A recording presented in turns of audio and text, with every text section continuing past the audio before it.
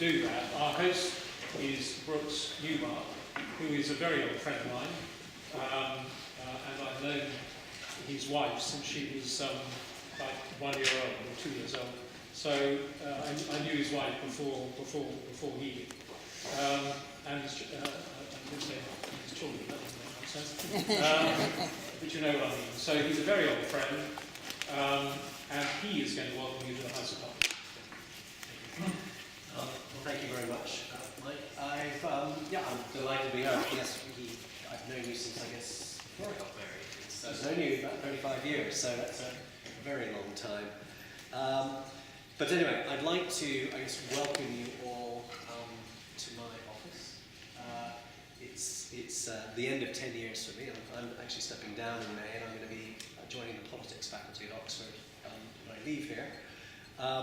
But anyway, this is a great place to have a debate. It's a great environment, and certainly I've hosted many people in these committee rooms, ranging from primary school children to secondary school children to various organisations who have debates, and it's always a memorable occasion, I think, to be here to just sort of feel the environment. And in typical form, we have a good title for you, which is "This House believes that local authorities should not compete against their council tax and ratepayers." And I know we have a very cross-section of the, I won't say the deaf community, but the community of people with an interest, certainly in stonemasons and so on, council authorities, people from the media and so on. So hopefully we'll get a good discussion going on the challenges and whether local authorities should be in this business or not, or if we should really be opening up the free market more and really not having local authorities or governments in the business of something that really should belong to the private sector. So without much ado, I'll hand back to Mike and really have a nice evening tonight.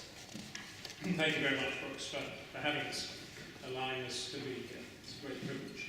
Right, just very briefly, the format. Some of you may have attended these NAMM seminars before. The idea is that someone, in this case it's going to be Rob Critchley, proposes the motion, and then immediately, for about, I don't know, well, not in timing, but 15, 20 minutes, something like that, whatever he feels like. And then someone will oppose. And in this instance, Professor Douglas Davies has very kindly agreed to step into the breach. And then after each has put his case, the floor is open to you. And these affairs depend very much on your participation, ladies and gentlemen. So I do hope you will think deeply on these matters, whatever your view is, and put your questions. They'll be recorded, and we will make use of them afterwards, and it will arm us to put our case to the media. So please take part. We don't want to deafen silence after two speakers are finished. And assuming there's a good debate, I will give each speaker then 3 or 4 minutes, whatever they want, to sum up their arguments and perhaps focus on 1 or 2 remarks you might they wish to comment on, and we will wrap it up depending on, we're pretty flexible, we'll wrap it up between, Brooks would like to move the song down there nearer to 7:30, but it can go on a bit longer than 1/4 or thereabouts, something like that. And the Churchill room downstairs, which is a lovely room, is where all the food and drink awaits you, and where you can relax and enjoy yourselves. So without any further ado, we're going to start off with Rob, who's going to propose the motion. Thank you, Rob. Hello, my name's Rob Critchley. I recognise a fair number of the faces around the room, but for those that don't know who I am and what I do, I'm a memorial mason. I work with my father, my grandfather, in a family firm that spans 5 generations and well over a century now. We employ 6 people working in a memorial masonry firm, so we're what I would class as a small to medium-sized memorial masons. And I'm presenting the motion, this House believes that local authorities should not compete against their council tax and ratepayers. At first sight, this seems illogical. Why would councils want to compete against the people that are paying them to do their job and provide us with services and products that we want. If they compete with us and potentially put us into a situation where we're going out of business, that's not going to do them any favours at all. It's going to increase the local unemployment, and it's going to cost them more in benefits as a result of that. So on the face of it, this seems an illogical thing for councils to want to do. But there has to be a reason. So what is that reason? The primary reason at the moment is that councils have been put under an immense amount of financial pressure. The national government has cut back massively for the councils, and the councils are looking at any route possible to try and recover some of the money that they've lost. And one of those reasons is trading. And in 2011, the Localism Act allowed them to do just that. So let's have a look at the Localism Act and look at the clauses which we're effectively debating today. I used the plain English guide to the Localism Act, and I've taken some quotes out of there. The first quote is this one. The Localism Act includes a general power of competence which gives the local authorities the legal capacity to do anything an individual can do. Does not specifically prohibit it. So the councils can do anything that any individual can do. So they can set up a business, they could open a shop on the high street, they could sell burgers, they could set up a supermarket. Anything that is legally, that anybody is legally entitled to do, they can do. It goes on, and it explains a little bit as to what they might want to use these powers for. And I've highlighted a couple of sentences here. The freedom to work together with others. And I think that's quite key, is that councils should be working together with the local community in new ways to drive down costs, and it gives them increased confidence to do creative, innovative things to meet local people's needs. And that's another key feature that we'll be going through today, is that we need to meet local needs. If those needs are being satisfied elsewhere, why are local authorities getting involved? The Local Government Association gave 3 reasons, having read the Localism Act and giving advice to local authorities, gave 3 reasons as to why local authorities may start to trade in the private sector. And the first reason they gave was to provide choice, where local businesses aren't meeting the customers' demands. So if there is a failure in the local businesses to provide choice to the general public, that's one of the reasons the Local Government Association gave. The second is to provide products and services where they're not available. So if the local businesses or national businesses are not fully servicing an area in a market, then the council can step in and provide that service for them. And the third reason the Local Government Association gave was for delivering value for money. So if, for example, everything was too expensive through the private sector, the local government, the local authorities could provide a value for money offering to their council tax and ratepayers. So those were the reasons that the government gave. And I'm going to look at those reasons specifically to do with memorial trade, because that's what I'm from, and that's what I know an awful lot of you guys do as well. And if you look historically at choice, this cemetery is a cemetery not far from us. It's a cemetery called Weiss Cemetery, and you can see that the memorials are actually fairly uniform in terms of the materials that are being used. It's locally sourced materials, and if you look around the country at the older sections in the cemeteries, you'll often find they're made from similar materials. They have a fairly similar structure, and if you look at the lettering on these memorials, it will be whatever the local craftsman can create. It will be whatever the local letter cutters are capable of carving. Now, yes, the form factor is very similar, and we do tend to sell an awful lot of black OGs, but there is the ability to have different granites from all around the world, from Norway, from India, from Brazil, all different kinds of granites, South Africa, and different shapes. Modern machinery is capable of shaping stones much more cost effectively than historically. And it's possible to put whatever lettering you want on the stone now. It's now no longer what the local mason could carve for you.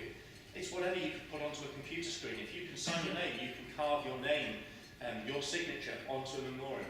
You can put a photograph onto a memorial. The choice is endless. In actual fact, the choice isn't endless. And the choice is actually restricted because it is what the local councils will allow you to put in their cemeteries or the local churchyards.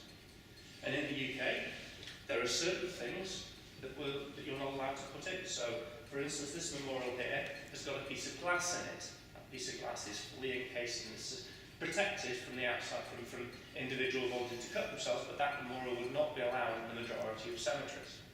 If you look at the cremation section of cemeteries, they're all restricted in terms of the size that you can put on a memorial. How far out into the grave space you can put the memorial is all restricted. In the US, a little bit different. They're different setting of cemeteries over there, but there's a complete headstone made from glass there. Something that just wouldn't be allowed in the UK. And it's the authorities that are restricting the choice. The customers and the masons can do pretty much anything you want, and it's the councils that are restricting that choice. So let's look at the competition in local areas. With 2015 now, it's not 2000. In fact, it's not 2000, interesting date, I'll come back to that in a second. When I was a kid and I was growing up, if I wanted to do a school project, I would have to go down to the library and I would get the books off the library shelves and I would research the project at the library.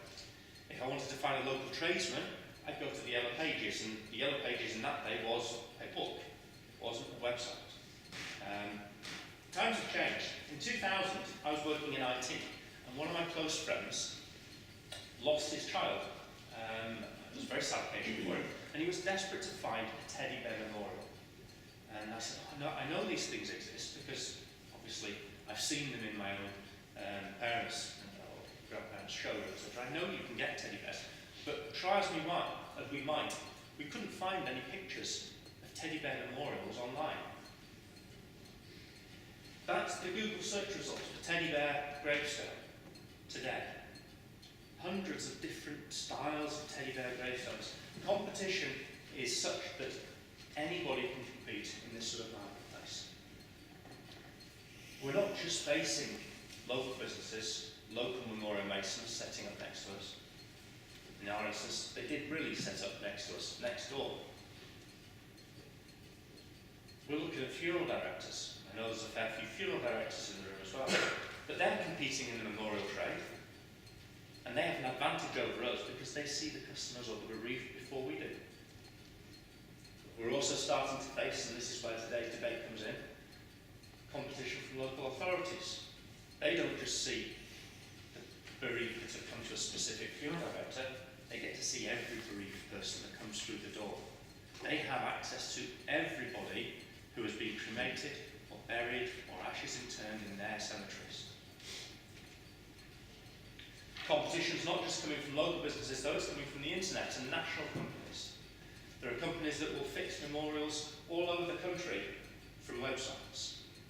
And how long is it going to be before we're not actually just facing competition from local businesses, national businesses, but actually international companies as well? Those wholesalers who've been manufacturing memorials, their trade has massively gone out of the UK and over to international companies. How long is it going to be before they actually letter them up and send them across for us?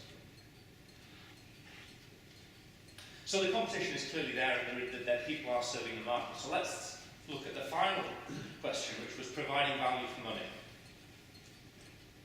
And let's talk about beans.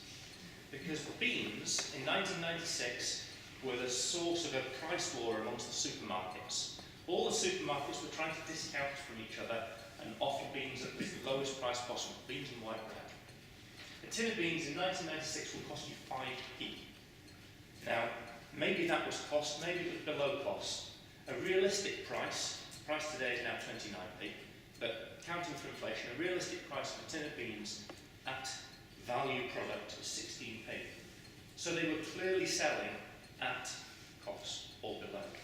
What would have happened if you'd have been in a corner store who only sold baked beans? Unlikely, maybe. But if you were a corner shop selling only baked beans, and the supermarket starts selling baked beans at the cost of 5p a tin, how long are you going to last? 6 months? A year? How long did the price war last? 6 months to a year.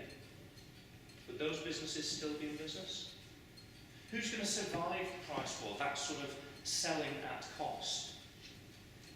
People that survive are the large companies. These are the companies that have economies of scale. They can buy in large amounts and sell cheaply that way. They also trade out of area. They're not specific to one local corner store. They're trading across the country, and there are instances where they will be able to make a larger profit, and there are instances where they'll be making a smaller profit. Who else survives? Well, it's the one-man bands. It's the people that don't have much overheads. They might be working out of their sheds, so they haven't actually got a business premises. They're not paying any council tax on the business rents. Maybe it's those that are cutting corners, not using the right materials when they're manufacturing. Maybe they're taking cash in hand and not declaring it to the VAT man. These are the people that can survive a price war because they don't have the same overheads, they don't have the same demands that other companies have. The people that are failing and the people who are going to be affected by this are the small to medium-sized companies, those that actually have business premises, those people that are actually employing staff and they're training their staff. Those are the people that are going to be affected because they've got overheads that they can't then fight through. And what are we constantly told? That the UK is a nation of shopkeepers. That's what's driving the recovery at the moment, is the private industries and the nation of shopkeepers. So, local authorities selling memorials at cost will move off beams. What's that going to affect? If local authorities really are selling memorials at cost, that's going to affect the trade badly. But maybe they're not. Maybe they're going to be selling at a profit, because national companies are significantly cheaper than the local authorities that are trading at that. North East Links will be charging you about £700 to £800 for a memorial. I'm imagining £700 for a black OG. Looking online, you can find a black OG 2319 for £399, £400 installed. I don't know how they do it, I really don't, but that's what the prices are. And local businesses are not too dissimilar to the prices that the local authorities are trading. So are they really selling at cost, or are they selling at a profit? If they are selling at a cost, is it because their overheads are too high to compete with the local businesses? Maybe they are selling at a cost, but if their overheads are too high, are they really providing a value for money product? And this is the key, is that they're trying to provide, if this is their argument for trading, they're trying to provide a value for money product. Are they delivering on what they're trying to do? So let's look at the wider picture. Let's look away from the memorial trade to a certain extent. I don't know a great deal about different trades. I know the IT trade reasonably well, but I don't know many of the other trades. Competition generally, though, is very good. We have a mason who set up shop right next door to us, and I mean next door. And the competition is fair. We don't barter each other down and say, well, if you go next door, I'll knock you 20 quid off their price, because it's not going to help anybody. It's good, honest competition. But councils have a little bit of a leg up. They have the ability to use potentially other council staff if they're offering it a not-for-profit. If they're offering it a profit, they need to set up a different company.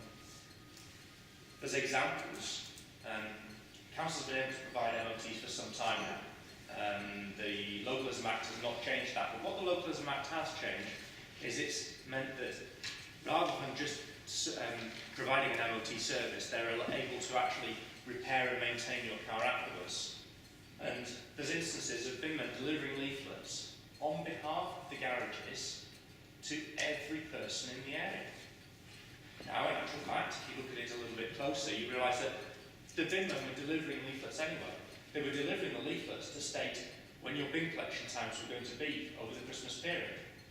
So to stick an extra flyer in there, or to add an extra bit onto that flyer, didn't cost the council anything. But how much would it have cost a local business, one of the local MOT garages, to actually leaflet drop every shop or every house in the area to tell them about their MOT servicing capabilities? Is that a level playing field? There's the use of council premises. Councils don't pay business rates on their premises, so they're getting their premises basically for free. They're also able to advertise. There are certain instances where it's not sensible or not fair for councils to advertise in their own buildings. So in the crematoria where the cremations are taking place, etc., to advertise in those situations has been banned. they've told everybody explicitly, you shouldn't be advertising those areas. It's not ethical. But where were the advertisements for their own memorials being placed?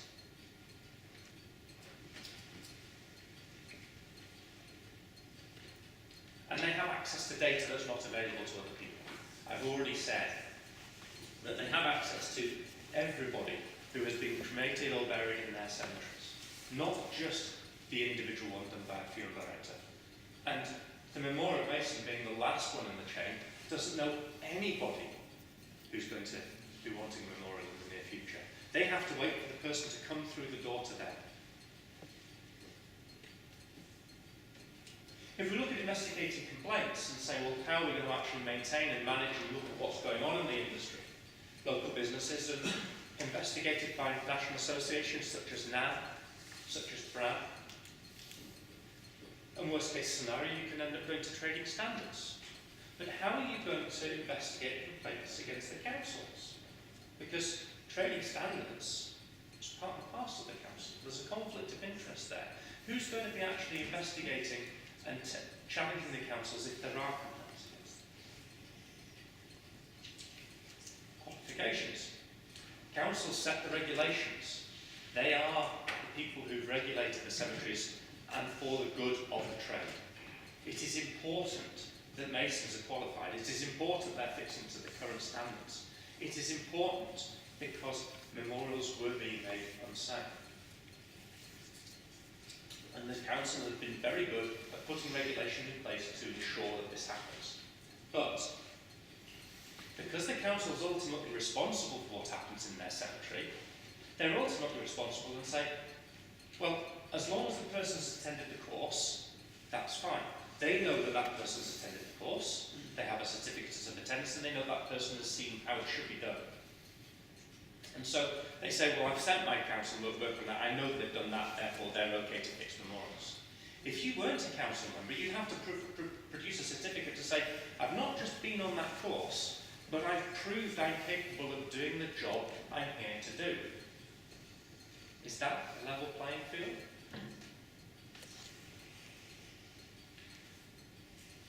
Profit versus not-for-profit. There's nothing in the Localism Act that prevents councils trading and competing in any market, the high street or memorials. There is absolutely no reason in law why these cemeteries and local authorities should not be selling memorials. But there are rules and regulations that can dictate how they should be selling memorials, and if they're making a profit, they need to set up their own company. And our council's actually doing this. I look at North East Links and I question whether they are making a profit. Maybe they're not. But if they're not, why are they bothering? They might be putting local businesses out of business. And if they are making a profit, that's fine. And that's the reason why they may need to work. But what's the cost of the council making this profit? Because ultimately it's going to affect the local businesses. And how's it going to affect the local businesses? Well, maybe it's going to result in lower wages. It's going to result in lower national insurance contributions, lower pay as you earn. Less VAT paid by the businesses. Less corporation tax because they're not making as big a profit. And potentially making somebody redundant. There's no real potential about this, it's happened. And making somebody redundant in the private sector is a double whammy because when they're employed, they're contributing towards society, they're contributing money towards the government. Now, I tried to find some information out about this, and a gentleman called Richard Murphy in 2009 did some research. And in 2009, if somebody was being paid £25,000, they were a net contributor to the government of around about £9,000 when you factor in the amount they're paying in pay as you earn, national insurance contributions, the VAT that they paid on goods that they purchased. So they're a net contributor of £9,000. If you make that person redundant, they're a net drain on the government for £12,000. That's a £21,000 swing between being employed and being unemployed. That's a lot of memorials. That's an awful lot of memorials to sell to make £21,000 worth of profits. And if the business fails, well, you've lost everything. You've lost all of your corporation tax, you've lost all your VAT, you've lost all your business rates, there's no national insurance contributions, and there's no pay-as-you-earn contributions. When prompted, we got some information from some of the MPs. And a lot of them said, I don't really know, I'll pass you on to one of my colleagues. But there were three that came back with more of a detailed picture. And Chris Hopkins and Eric Pickles came up with a fairly standard line which said that councils were responsible for delivering services according to local needs, meeting local needs. And this is what the MPs were looking at, was that this was the clause in the Localism Act, and councils need to be meeting local needs. Kwasi Kwarteng went on a little bit further and said that they must have the support of the local community, and also be aware of the risk of trading activities damaging other competing local businesses. So where's this need defined? Where have the councils decided, other than to fill their coffers, which is an internal need, where is the need of the local people? Have they done surveys? Have they got surveys to say that local community are not being adequately supplied by the local businesses, or that they're having to pay too much, or that they're having no choice in memorials? Are there surveys that explain that? Are the customers' complaints? Are the customers coming to the council saying, come on, we need to be able to put this memorial in the cemetery, and I'm not able to buy that from the local community? Not that I've seen. So I bring the motion to a close, saying this House believes that local authorities should not compete against their council tax and ratepayers. I opened it with 3 reasons why they should. I'm going to close with 3 reasons why they shouldn't. It's short-sighted, it's anti-competitive, and at the end of the day, it's immoral. Thank you.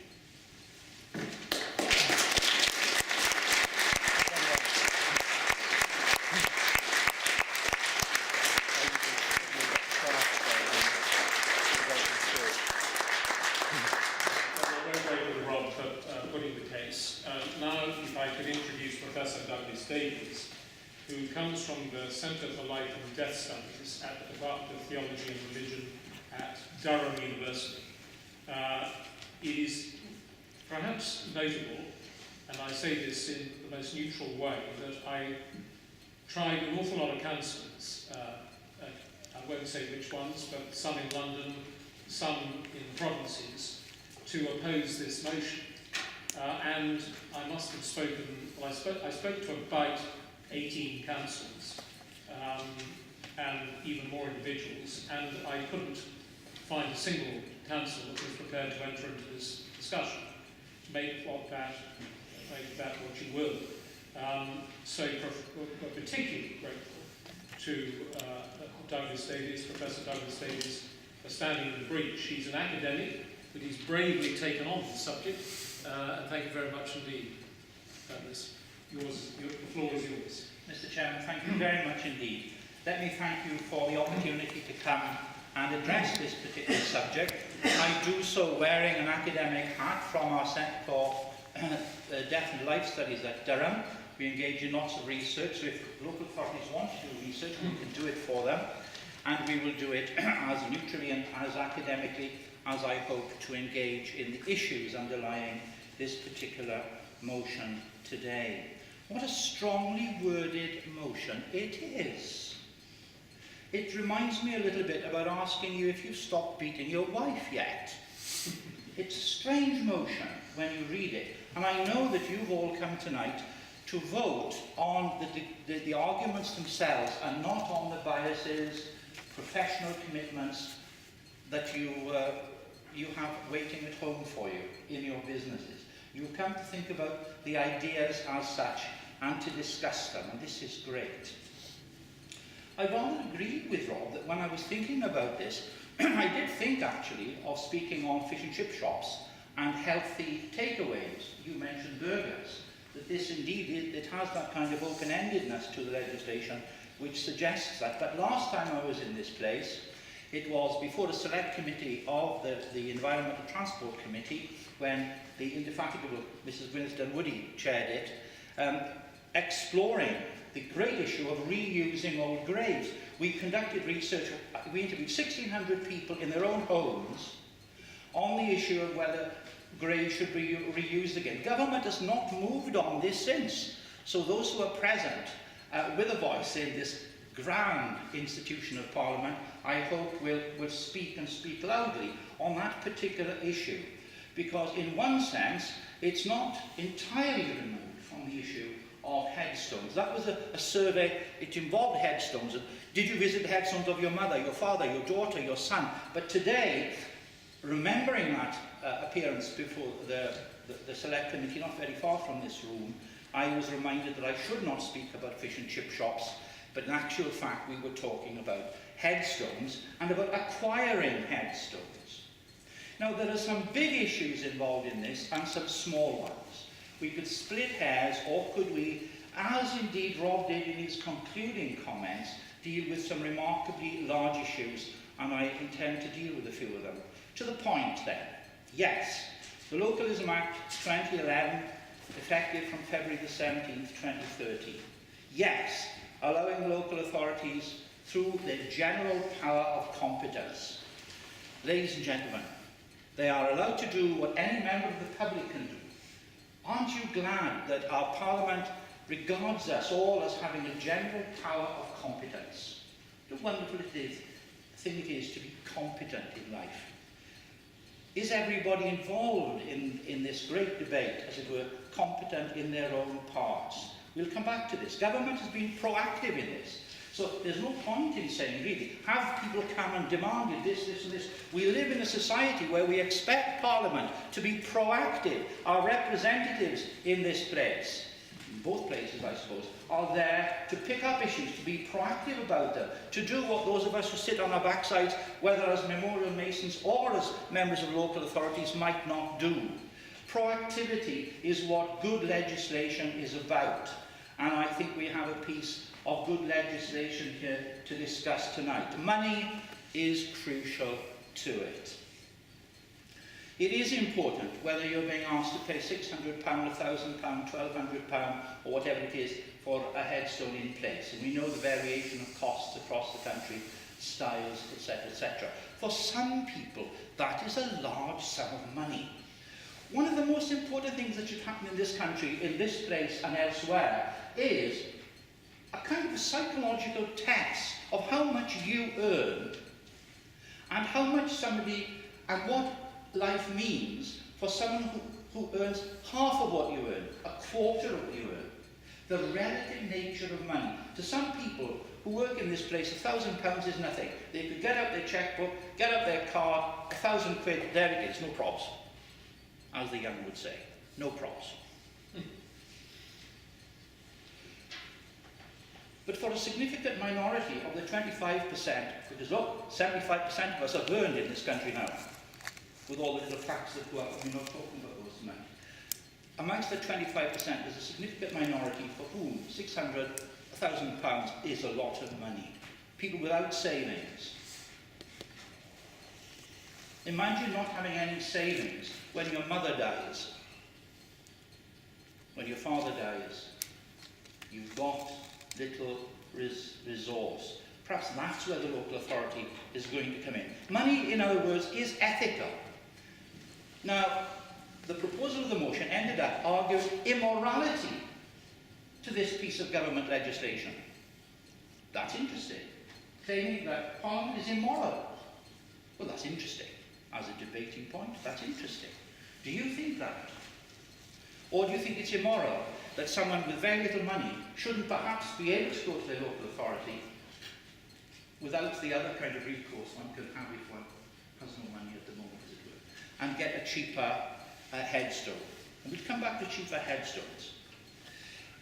But it seems to me that in this debate there are one or two other avenues we need to go down, apart from the really good ones that the proposer has out. He's covered the ground extremely well. I acknowledge that. Money is an ethical thing, and I've just touched on that. money is also concerned, money is what I want to call tonight a cultural driver. We all passed Oliver Cromwell as we came in. Did you note he had one lion? One lion guards the protector.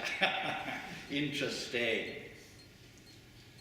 As we walk to this place tonight, we pass memorial after memorial after memorial, public art after public art after public memorial, the richness of this enormously wonderful country and culture in which we live all around us.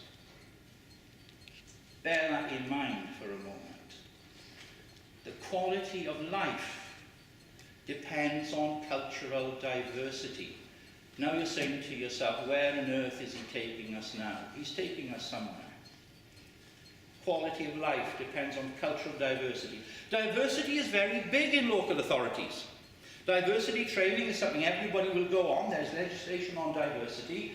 And when I was made head of department in Durham donkeys years ago, I'm doing it at the moment, we have a revolving headship, which is very good for the politics of power, which reminds us of interesting shifts of power that are coming around before too long.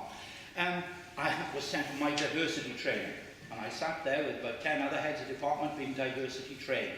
And there it was great fun. What about diversity in relation to death? And diversity in relation to memorials? And I don't just mean our local authorities having a section over here for the Muslims, a section over here for the Jews, a section over here for etc. etc. What about diversity, true diversity, in memorial headstones? Because I'm talking about cheapness, but I'm wondering if cheapness is important at the end of the day for our culture. Gravestones are very important. They are places where we go to meet our dead and talk to our dead. Sometimes our dead come to meet us. There will be very few people in this room, perhaps none, who've lost someone close to them, who've not been visited by their dead in their dreams. Our own research has shown, and indeed we produced this to another committee some years ago, that a third of all British people, a 1,600 sample conducted in their own homes is a big sample, very, very big. 33% actually, of the British experience their dead after they've died. Women twice as often as men. There's a gender issue underlying this particular debate as well. And I don't want to forget that. We meet our dead in cemeteries. What is the kind of spot at which we meet them, which we talk to them? The quality of life circles the headstone. So the point I'm trying to make tonight is that we're not just looking at economics, we're looking at quality of life, depth of life, tied up with the cemetery and what is in it. Two interesting things have happened in Britain. One is cremation. Cremated remains. We did basic research on this and we found that from about 1974, British started just taking cremated remains away and doing all sorts of stuff with them. I do lots of research with the Scandinavians and the Dutch. And they, until recently, have been amazed at the lawlessness of the British. We who are such a law-abiding people are lawless when it comes to the dead and their ashes. We've been taking them away from over 1974, we really started doing it. And we put them everywhere. The Continentals, their eyebrows go off the top of their heads when they hear about this, until very recently. Cremated remains have changed the scene of cultural heritage. And the emergence of woodland burial, we just finished a big 3-year government-funded, thank you government-funded project on woodland burial in Britain. And that's now beginning to lift off. And you're not going to have your headstones on them. You're going to have little wooden plaques. Unless the memorial masons pull their finger out and start to think, you don't mind me being slightly rude, do you? Because, look, I'm one and you're about 100% on the other side. I've got to be slightly stirring. Unless the memorial masons perhaps start to think about how they should make their presence felt, perhaps with a local authority, in woodland burial sites. Should woodland burial sites be without memorialisation of cultural significance? One question I want to leave with you tonight. Cremated remains and woodlands are very personal, they're very intimate. The cemetery is a public place as well. And it's in relation to those memorial headstones and the cultural heritage, that's the word I'm pressing, the cultural heritage factor on them, that both Masons and local authorities need to bear in mind here. Heritage is a boon, it's a blessing to society. And we mustn't ignore it just for costs. And this is where I come back to money and back to the Localism Act. Because interestingly, in this, both local authorities and memorial masons, let me just use those as shorthands, have got duties and responsibilities which take them beyond the strictly economic. Now, Rob has argued that indeed small and medium-sized companies might go out of business if the local authorities, with their other wider resources, tax funded the wider resources, as it would do jobs that enhance their sales. The fear of loss of business there is there. Whether local authorities develop, and I'm sure they would, in-house capacity, putting things out for tender, developing the skills in-house, producing a kind of an experience base. I spent some time this week with memorial masons who've been in the job for a very long time, and it was great really, because some of these guys still use gold leaf, not just gold paint, in getting their stuff. And for once I had a gold finger. It was quite wonderful. I'd never had a gold finger before. There it was. It was wonderful. Great experience. Not just sandblasting. So on and so forth. And to lose the cultural experience of people like that would be dreadful, but I'm sure local authorities would have this firmly under their control and would ensure that there would be no loss of competence and skills and the generations of knowledge that have been built up. Of course they're going to do that, aren't they? Here we need to play with words a little bit, and to play with those words of cost and charge. Costs, not making profits; charges, making profits. Costing, not charging. It reminded me of the poem, some of you might know, Stevie Smith's poem, Not Waving but Drowning. Somebody's out in the sea and he's not waving, he's drowning. And costs and charges reminded me of just what it is we're talking about. But working on the assumption that costs are not profit engendering, then what can you argue about? Local authority is not competing with the great, this is an important point, local authorities are not competing with the great majority of their ratepayers and taxpayers. What percentage of the British population is made up of memorial masons? Minute. Minute, says the chairman. And I'm sure he's right. So local authorities are not competing with the majority of their ratepayers and taxpayers. In fact, there's fees. Not yet. Not yet. Not yet, right. We will hear that in a minute or two. Of course we will.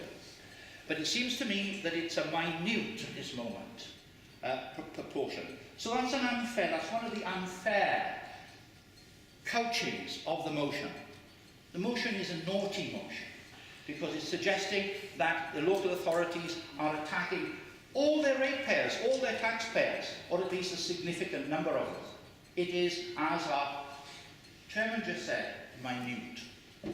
But that is a question. What then is the difference between charging or trading as far as cultural heritage is concerned? There's one northern city, let it remain nameless, but many of you would know it, and as you come into it by train, travelling west to east, when you first look out the train on the left-hand side, it looks as though one field is entirely black and has been covered by polystyrene to warm up the soil for early planting. Entirely black. And as you come closer, you realise it's headstone after headstone, domino after domino, row after row of blackness. In aesthetic terms, it is pathetic that any local authority should have allowed it immoral. That any, since we're talking about immorality, that any memorial mason should have contributed to that sea of blackness, I take your terms. Immoral. Immoral aesthetically, or to put it in other words, bad taste. And in society, this is important. Taste is important. Those great Victorian cemeteries are significant for the aesthetic world in which we live. So one thing that worries me then is whether cost cutting, and I'm sure local authorities are going somehow or other to make sure that there's an artistic compensation for this kind of denuding of the landscape. Will cost cutting involve culture cutting? Will it involve heritage trimming? Who carries the responsibility for beautiful Britain? For an interesting Britain? For a Britain rich in cultural heritage? Our war memorials, which span the nation, have contributed to our cultural heritage more than we could ever think. The cenotaph, they built it out of plasterwork to start with, because they just put it up for an event. And the British people were so incensed that they turned to stone. There are not many masons who can turn plasterboard into stone just like that. But it happened a couple of 100 yards from where we are. Culture matters in Britain.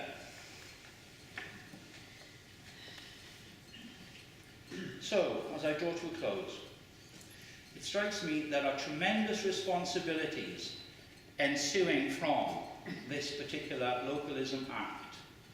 And is it about beans? Pile 'em high, sell 'em cheap. Now, I can understand that, to go back half a moment, for people in situation of grief and poverty. For those in grief, poverty doesn't help grief. A lot of money doesn't help grief either. But having no money doesn't help much at all when you've got to get the funeral done. So local authorities must, I'm sure they are, because I'm speaking on their behalf, taking this on board. And Masons too have that responsibility for ensuring our culture flourishes. Trust, two penultimate points, trust and errors. Who can you trust when it comes to death?